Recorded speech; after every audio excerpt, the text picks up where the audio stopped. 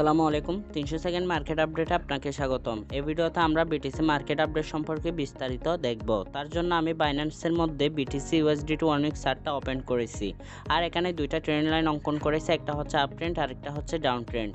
Up ট্রেন্ডটাকে breakdown করেছে এবং হচ্ছে ডাউন ট্রেন্ডটাকে ব্রেকআউট করেছে। ব্রেকআউট করার পর এখানে আমরা একটা প্রাইস মুভ দেখতে পাইলাম, যেটা হচ্ছে এর আগে যেটা আপ ট্রেন্ড রয়েছিল, যেটা এর আগে সাপোর্ট হিসাবে কাজ করেছিল, অবশ্যই সেটা এখন রেজিস্ট্যান্স হিসাবে কাজ করবে। সো এখানে টাচ করার পর আমরা একইভাবে এখানে পল দেখতে পাচ্ছি, বিকজ অফ এটা হচ্ছে এখন রেজিস্ট্যান্স হিসাবে কাজ করতেছে। এরপর 1 উইক চার্ট অনুযায়ী আরেকটা ব্যাট ইন্ডিকেশন হচ্ছে এখানে শুটিং স্টার আমরা দেখতে পাচ্ছি, যেটা বেয়ারিশ মার্কেটকে আরও বেয়ারিশ করে দিতে সহযোগিতা করে।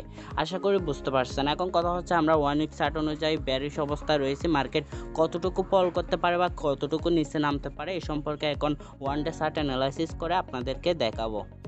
আচ্ছা, বিটিসি ইউএসডিটি 1 ডে চার্টটা অ্যানালাইসিস করার জন্য আমি ট্রেডিং ভিতে 1 ডে চার্টটা ওপেন করলাম। এখানে যদি লক্ষ্য করেন তাহলে দেখতে পাবেন যে বিটিসি এখন অ্যারাউন্ড $40,600 রয়েছে।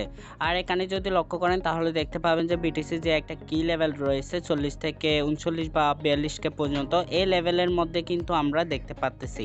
সো এই লেভেলটা যদি ব্রেকডাউন করে তাহলে আশা করি মার্কেট আরও ফল করবে। তারপর আমাদের হচ্ছে নেক্সট টার্গেট, এখানে যদি লক্ষ্য করেন 34K, এরপর হচ্ছে 32K, এরপর 28 থেকে 30K। সো আমরা এটা ব্রেকডাউন করার পর যদি মার্কেট নিচে আসে তাহলে আমাদের টার্গেটটা রাখতে হবে মার্কেট বেয়ারিশ অবস্থায়, এবং আমাদেরকে বেয়ারিশ মার্কেটে যেভাবে ট্রেডিং করতে হয় ঠিক সেভাবেই ট্রেডিং করতে হবে। আরেকটা বিষয় হচ্ছে, আশা করি আপনারা ইতিমধ্যেই অবগত আছেন রাশিয়া এবং ইউক্রেনের মধ্যে যে সমস্যাটা তৈরি হয়েছে, অর্থাৎ যুদ্ধের পরিস্থিতি তৈরি হয়েছে, সেটা যদি আরও ভয়াবহ দিকে যায় তাহলে মার্কেটের জন্য আরও খারাপ দিক, অর্থাৎ মার্কেট আরও বেয়ারিশের দিকে যাবে।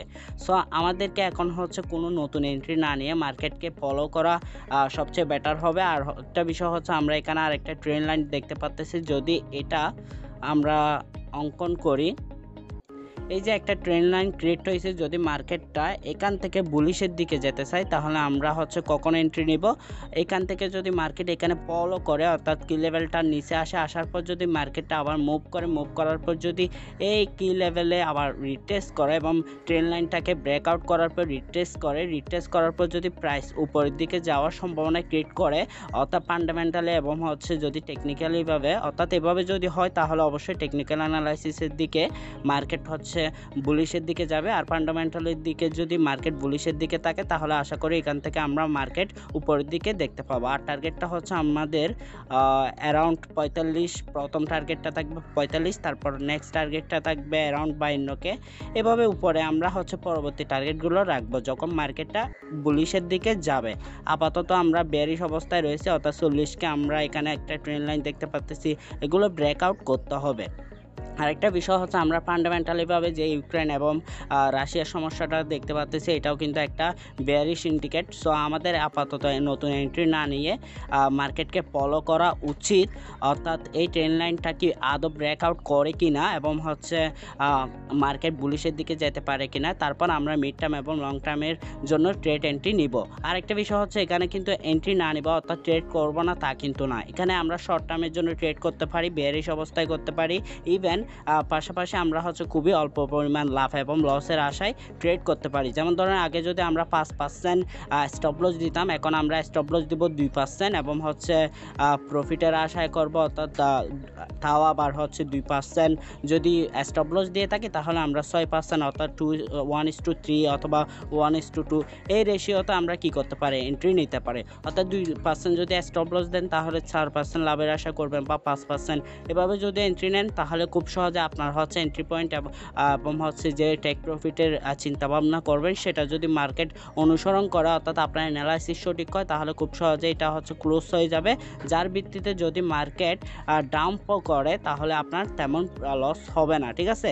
আর মিড টার্ম এবং লং টার্মে এন্ট্রি না নেওয়ার একটাই কারণ, বিকজ অফ যতই না ভালো নিউজ, অর্থাৎ ওই কয়েনটা যে কয়েনটা আপনি কিনতেছেন ভালো নিউজ আসুক না কেন, যদি মার্কেট বেয়ারিশ অবস্থায় থাকে তাহলে ওই নিউজের তেমন ইফেক্ট পড়বে না, উল্টো আরও লস অর্থাৎ মার্কেট আরও নিচের দিকে আসবে। যেমন ধরেন একটা টোকেনের প্রাইস বর্তমান যদি $1 থাকে, তাহলে আপনার হচ্ছে যদি বিটিসি এখান থেকে 30K পর্যন্ত আসে, তাহলে ওই টোকেনটার প্রাইস 60 সেন্ট 70 সেন্ট এই পর্যায়ে চলে যাবে।